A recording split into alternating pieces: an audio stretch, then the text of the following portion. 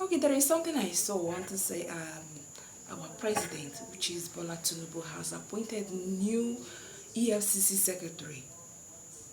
And I know say this the way they happen this time around. You understand? A lot of people they talk say they give Tinubu 1 week to vacate the office. They give him 1 week to leave the office.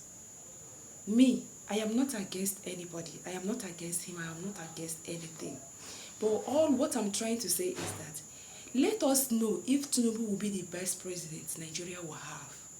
It's not by say your certificate. I know say it's very very good. Please drop a good comment, please. But what I'm trying to say is that let us pray whether he will be the good government, the good leader that we are looking for all these years. Maybe the one self that you think that have certificate might even be the worst person. But I don't pray that. But all I want is that let him lead us well. Let us forget about this